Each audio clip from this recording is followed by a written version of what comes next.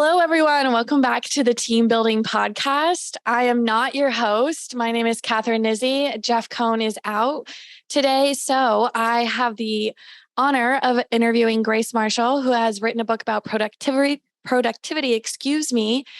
and I'm so excited to interview Grace. I just wanted to say, real estate, and especially on this podcast, we push books all the time, all different types of books. We have a huge book list on our website of what people should read. And of course, we have the podcast. And so we love sharing information.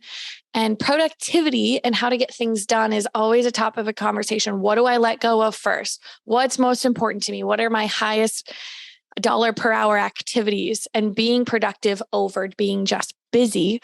So Grace, welcome. Thank you so much for coming onto the Team Building Podcast. I would love to have you introduce yourself to our audience. Sure thing. Thank you so much for having me, Catherine. So my name's Grace Marshall. I am a coach, an author, and a productivity ninja. So what I do is I help people with their productivity. As you might be able to tell by my accent, I'm based in the UK, but I've worked with people all across, all across the globe. Mm-hmm. So I guess, what I love helping people do is finding their way of working. How do you do your best work? And to do it sustainably, do it in a way that does you good, as well as the good that you're doing out there in the world. So Grace, I'd like to kick it off by asking, how do you do your best work? Great question. Just to break it down, just to kind of give an idea to people of what we're going to cover today. So how do I do my best work?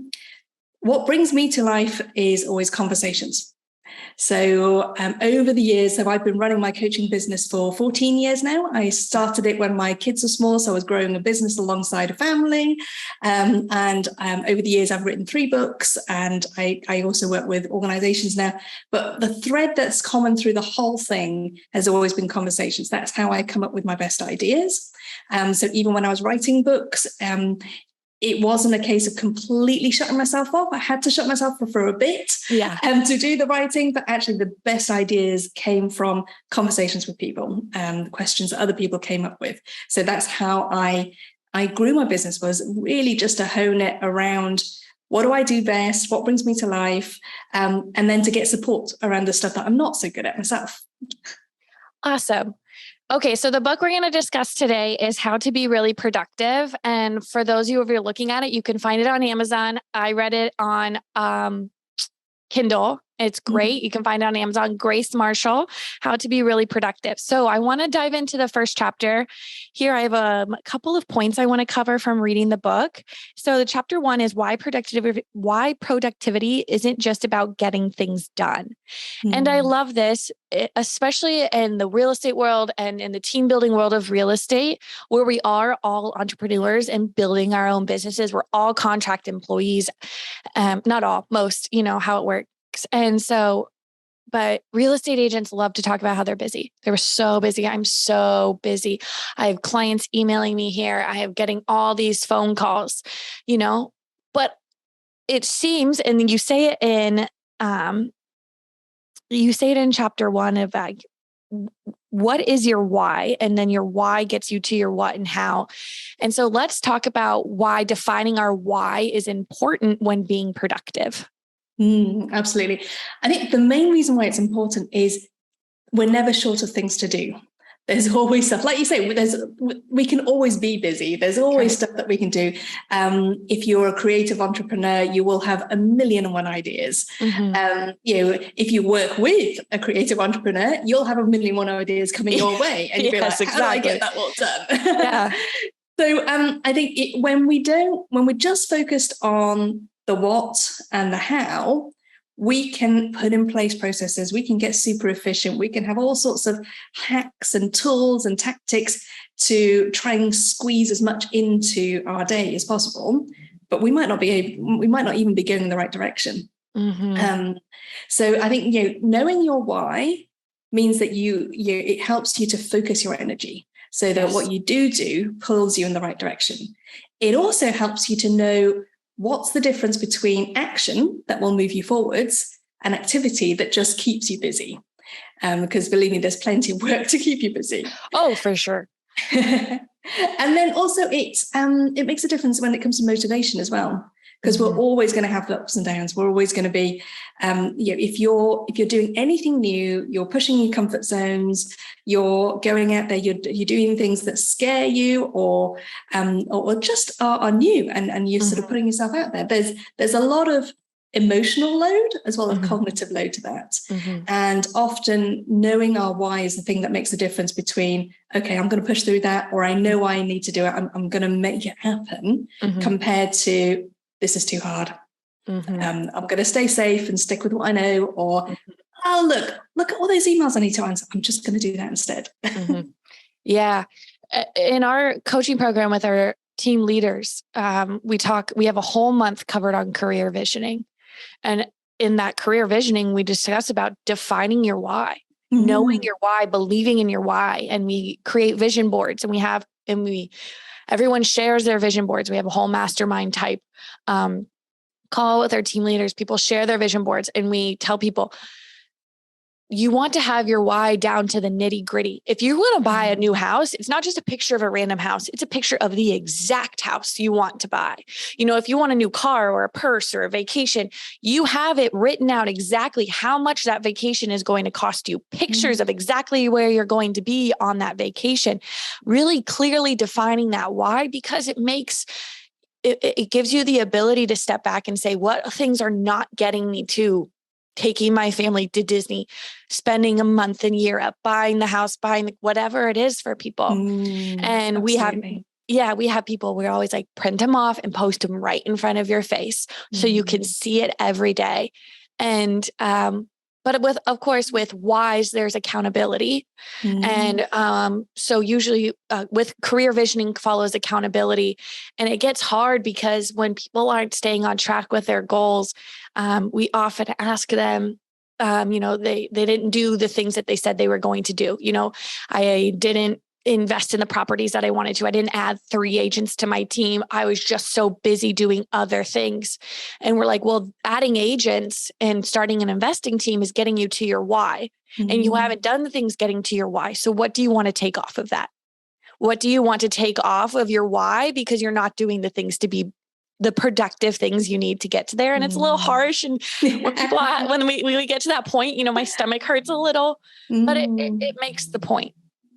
It does. And I think it's also, even digging even deeper, it's like, why do you want that house? Why do you take that trip? What does it mean to you? Because I think sometimes when you dig deeper behind the tangible physical thing, correct, is usually like a feeling, a value. It goes really, really deep. And then that can also help you shape the route that you take to get there. Because one of the sayings that I always bristle against a little bit is I can't remember who said it now, but somebody said, if your why is big enough, then like how doesn't matter. Like it's almost like the ends justify the means. But it's like, actually, say for example, your why is freedom. That's the thing that sits behind your vision board, is that sense of freedom, right? But if how you get there, how you build that business and the way that you shape your business actually strips away all the freedom from you, then there's no point. And you are going to bristle against that. You are going to procrastinate because there's that internal resistance going, but this isn't how I want to live my life. Right. So I always look for ways of like, how do I line up? How do I align that dream of where I want to get to, but also pull through those values in terms of how do I shape that journey to get there? Because that means that I'm not going to be fighting myself when it comes to like the motivation and the accountability. Yeah. And you said it, you quoted a Nobel Peace Prize winner in your book. I have it right here highlighted, Albert Schweitzer. Is that how you say it? But he said, happiness is the only thing that multiplies when you share it. And I think that's a great quote in chapter 1. It was one of my things I highlighted, but I think it goes back to what's past the house, what's past the vacation, right? What are we really getting into as a human being and what we want to feel? Yeah. And when we achieve those things, we're happiness and the freedom, and then at what team leaders and as CEOs of our teams, we can then allow others to do the same. So exactly. if we want others who are following us on our team, believing in us to be doing the same exact things that we are, achieving their goals, checking things off of their vision board, reaching that freedom, we have to make sure we're doing the same thing, because we cannot hold others to the expectations that we are not willing to drive into and dig into and do ourselves. Yeah, absolutely. There's depth to something when you live it. So Yes. if you're just saying it and expecting other people to follow and you're not doing it yourself, there's that's just going to be hollow. Yeah, it means it doesn't carry any weight. So the next chapter I want to talk about is chapter 4, because this leads into being productive in the world of real estate. And I'm not a real estate agent. I am a marketing operations. I work in the real estate world is what I tell people.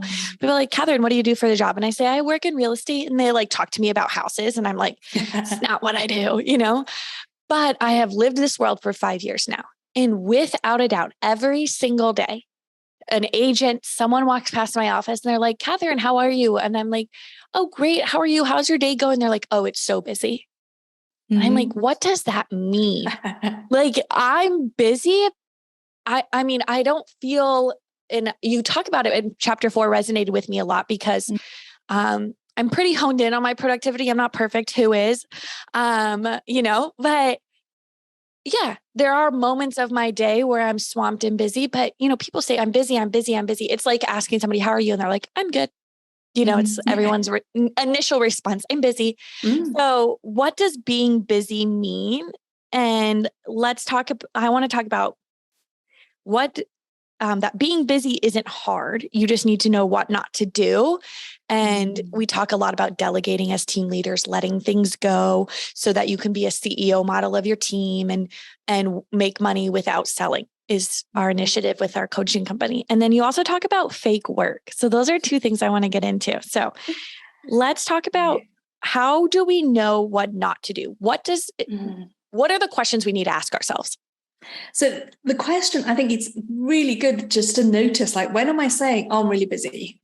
And how am I using that? So some people wear busy as a badge of honor. They do. Oh, look, I'm so busy. Look how important I am. And I think, entrepreneurs as well, we tend to associate being busy with being successful. But then that's not always the case, right? No, it's not. And sometimes the thing that we're busy with is actually the thing that's stopping us from being successful, stopping us from reaching those dreams. So yeah, whenever I catch people kind of go, I'm so busy, one of my questions is always like, what are you busy with?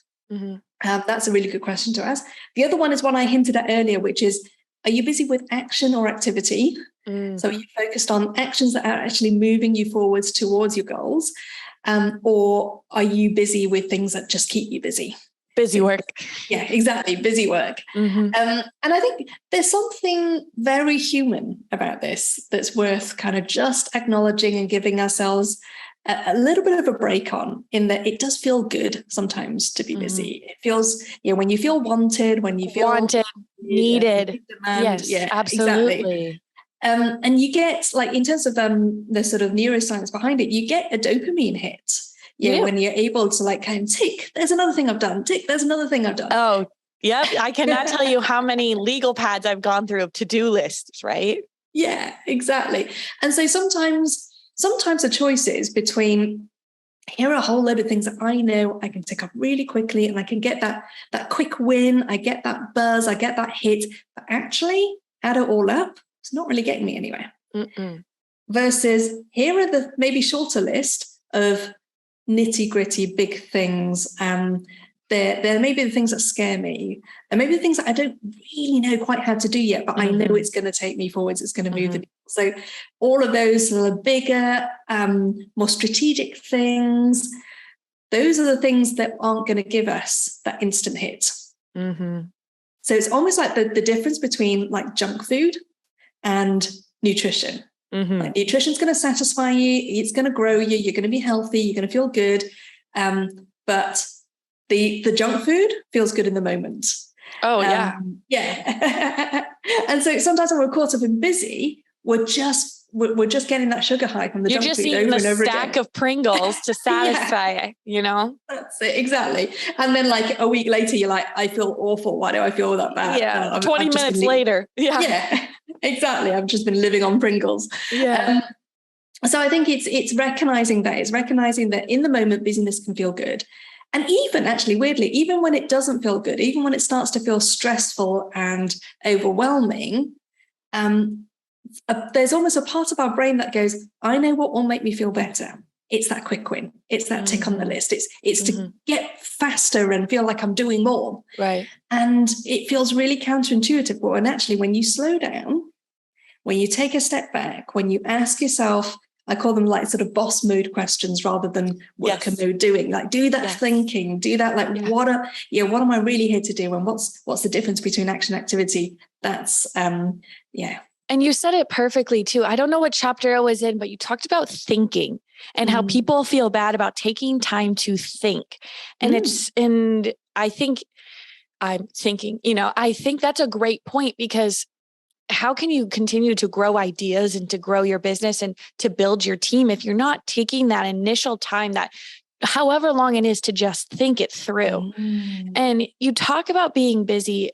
It's getting that initial hit, getting that high right away. And I think a lot of our team leaders have a really hard time by letting go of selling and letting go of working with clients, because it is that initial hit, actual clients of buyers and sellers, because of that. But that's what I started with. I became a real estate agent to work with clients to help them buy their first home. It's so amazing. It's awesome. And it takes longer to build your team and your agents, right? That's that longer process. That's that nutrition that will keep you going for years to come, in building the team under you, building your admin, building your support staff, and building your agents, when it's not that initial, I saw it today, or I'm going to see it in 60 days because they signed and I know. So making sure I want to make sure our team leaders hear that we have to step away from that being busy, instant gratification, to get to that bigger, better, faster, stronger company and lifestyle and team that we know and want and is totally out there and totally capable of being there.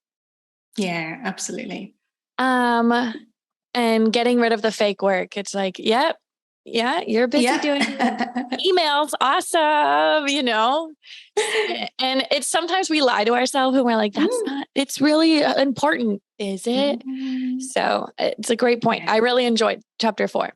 All right. The last chapter I want to discuss, because we talk about this, I think, on every single podcast, and Jeff makes sure he lets everyone know he's a 99D and a 99I. And he makes everybody know that on every podcast. I'm a CI, which is a little different. Our Andy, who everyone knows here on the podcast too, he is our accountability person. He's an IS. Our operations person is a SC. Lots of different personalities. We love the DISC test. And for those of you who don't know what DISC is or want to take the DISC, you can totally find it free online. I mean, not the full version, but you can get a rundown of it online. But I want to talk about different productivity based on different profiles of the DISC. And you broke it down in your book, talking about like each person, you described a person with their names, which I thought was awesome. So let's talk about our typical team leaders are high Ds and usually have I's in them. So let's talk about what productivity looks like for a D. So if for high Ds, your priorities are, it's results. It's what gets me that result. And so for you, your productivity, one of the things that makes a difference is just being really clear. What are the results I'm going for right now? So that example you gave earlier of, I've been great at selling because I know my targets and I hit my targets and I get them to sign on the line, and that feels great. Now, if you're in the next season of your business where you're building the team and the team are the ones who are supposed to be bringing in the results, you might not get that hit anymore. And so it might be looking at, well, what does that look like? What's my measure of success? What are the results that I want to see? What are the things I want to see my team doing, or what do I want to hear from them? Or maybe it's even like, what are the things I need to do or not do? So it could even be having a target of like, here are the emails I'm not going to get involved in. Mm-hmm. How many meetings have I delegated and I'm not doing myself? How many things have the team closed without my involvement at all? And almost seeing those as your metrics, so that you still get that hit of like, I'm hitting those results, but you're what you're aiming for is the thing that you actually want, rather than just that kind of buzz. Yeah, it can be hard to get Ds to shift their target goals, because they're like, they got it. They perfected it. When they're an agent, when you're a working agent with clients, exactly how many calls you need to make, how much time you're going to spend on the phone, how many, it. So when you want to become a team leader and get out of that day to day of working with 70 clients a year, whatever it is, and moving the meter or moving your goals and what your actionables and your quotas look like can be hard, because you knew it so well. And you're like, I was perfect at it. And I was like, exactly. And you were working a bajillion hours a week and were miserable. Yeah, absolutely. And, and so it's, it might be, get creative about how you measure that. So, what do you want to have visually to help you to to remember that and to focus on that? Or what do you want your team to help you with, with showing you? What is it you want to see from your team? So, sometimes Ds get really frustrated with, if you're working with someone who's like an S or a C who wants to go into all the details. Yep. Because your Ds will be like, just give me the highlight. I don't need the details. Don't bog me down in detail. So it might be just letting them know, okay, here are the things I want to hear from you. Here are things that you don't need to give me all of that stuff. Just give me this and this. Yep. That's great. And when you need something from me, ask me, in this way, and then I'll know how I can support you. Yeah. It's a perfect example of how Jeff and I communicate. When I need something from him, I say blah, blah, blah, blah, blah, yes or no. That's it. And I get it. I'm really good now. We have a great working relationship. I know not to get into the details, but I want to so bad. I'm like, I want to tell you the details though. He's like, I don't want to hear it. And I'm like, fine. That's it. And so like for you, your kind of motivation might come from actually having somewhere else to express those details. Yes. So it might be that you journal, like, here are the things that I have done. And then you summarize it into the one-liner for Jeff. Okay, let's dive into eyes. What does productivity look like for eyes? So I think for eyes, it's often to do with like the connection, the energy, the enthusiasm. So again, eyes are similar to Ds in terms of the pace. So you want things to be happening. Well, moving along. Yeah, exactly. Moving along, but probably more people focused. So actually one of the things with eyes is like, look at how you schedule your day and your week. If you've got whole sort of weeks or days where you're not seeing anybody, that's going to be, that's going to be a big drain on your energy. It's going to be hard. It is going to be hard. So, it might be sort of maybe playing around with the scheduling of your week, so that, that yes, there might be times like when I do my book writing, I need to shut myself off and do some writing, but maybe I reward myself with, I know I'm going to be having a meeting with that person. I'm going to be having coffee with that person afterwards. And do you know what? I'm going to use them as my accountability. Yeah. I'm going to tell them that I've just, and I did this when I wrote my very first book. I would tell a friend like, okay, I'm meeting for you for coffee at this time on a Friday. Yep. I'm going to be writing chapter 3 of my book. So ask me if I've got it done. Yeah. Awesome. So accountability, celebration. Celebration, I think, is a big thing for eyes as well. And again, like I'd say lean on the people side of things. So if you do need to dive into detail, get someone to help you with it. Nice. So get someone to like maybe let me talk it through with you. Or sometimes if you asked me to.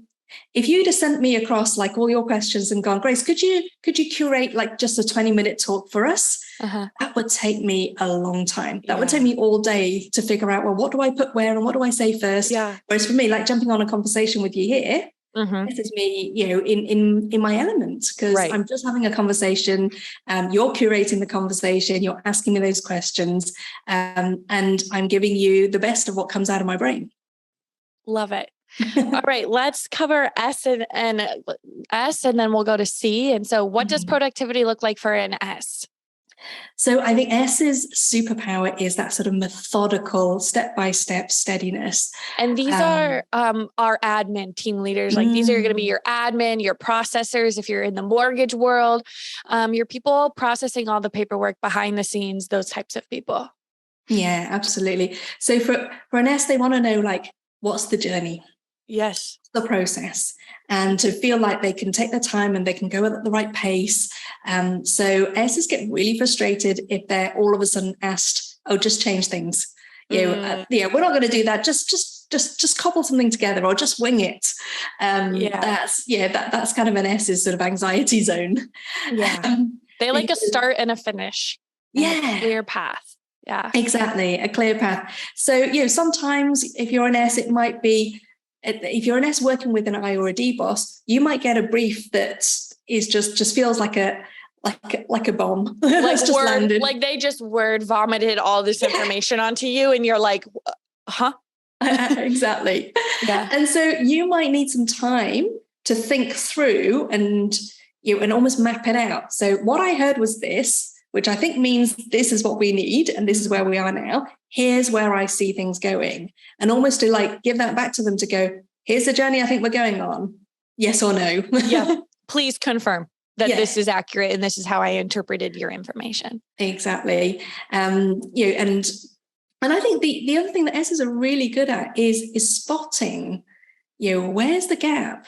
Where are we going to lose people? Where are we, where are we not as efficient as the rest? Exactly. Yeah. Or like if you've got an S as a team leader, for example, leading a team of admin people, for example, they're the ones who are going to go, hang on a minute, we're going to lose these people over here, or they're going to be less engaged. So S's are great at spotting, and keeping the team together, keeping people together. They get really great at spotting when someone's sort of falling behind or stressors. Yeah, exactly. When they're feeling stressed. So I think if you're a high D or a high I leader, find your S's and just ask them, like, what am I missing? What am I not seeing? What can I do better? And how's the mood, and how can I support people, and what do they need? Because sometimes, if you're high D or high I, you can jump to a conclusion of go, well, here's what I would need if I was in that position. Yeah, they think they know best. Yeah, exactly. Yeah. But like asking, someone who's an S will go, what do you think these different people need? S's are really good at, like, they're often great empathizers. So really good at spotting what people need. Yeah, that's a great question to be like, team leaders, leadership, any CEOs, or, go ask your people, what are we missing? What can be done better? Because they might not speak up and say either. Yes, exactly. They're waiting to be invited. They're waiting to be asked. And so ask those questions. What can we do better? If you have a weekly meeting, ask those people you are working with, what can I do? What can we do better? What needs perfected? Tell me, in your opinion, Yeah. And then, all right, last but not least, and I promise we'll stop trash talking on D's. Let's talk about what productivity looks like for a C. So for a C, again, it's very much, it's about detail. And it's probably more process than people, actually. Yeah. So it's it's the detail, it's the numbers, it's getting things right. C's prize themselves on accuracy. Like getting things absolutely right. And it's almost like, they wouldn't want to wing it. They'd be like, no, give me the time to get it right. And that way I'll get it right once and you don't have to redo it. I don't want to do it again. That's how I feel. I'm like, I don't want to do it again. Yeah. We're going to do it right the first time. Exactly. So, sometimes for a C, what productivity looks like at the beginning of something is it might be very undercover. It might be, you're not going to see lots of emails coming from me. You're not going to see me shouting out with lots of ideas. You're going to see a lot of thinking. Yes. Game planning is what I call it. I say, leave me alone. I'm game planning. That's it. So being able to say, leave me alone, being able to say either I'm not going to be jumping at every email straight away, or even be able to say, look, I'm not going to see your email straight away. If there's something you need my urgent attention on, then here's how you get hold of me, like send me a text or give me a call. Otherwise, I'm going to have periods when I'm going to go dark and and get my head down and get this thing done. And then I'm going to come back with my best ideas, because that's how I do my best thinking. It's the time away from other people. It's the time to myself. So yeah, definitely. I mean, when we talked about thinking earlier, and thinking absolutely is the work. Make sure your C's have got that space and the permission and the trust to go away and do that thinking. A lot of, I'm in a lot of meetings and we talk a lot about big ideas. I mean, when you work in the world that I do, and the entrepreneurial and where we're headed with ancillaries and all of this stuff, we do a lot of group thinking, and a lot of ideas are thrown around, especially by Ds. They're like, do, this is everything we're going to do. And I'll walk out of meeting, literally out the door, and people are like, what'd you think of that meeting? And I literally have to say to them, I'm a processor. I need to process the information that I have heard. And then I'll come back to you in about an hour or maybe 24 hours and let you know how I felt about all the information. Yes. So I always tell people I'm a processor. Yeah, absolutely. So, when it comes to sort of making decisions and things like that, it might be there are certain meetings that you're asked to think about things before, like bring your ideas. So think about this before, bring your ideas. Or it might be that there's space afterwards. So it's not like, oh, we're done. We had that conversation. We've moved on now. Because so your best ideas will come either, before, if you've had time to think about it, or after you've had that chance to process.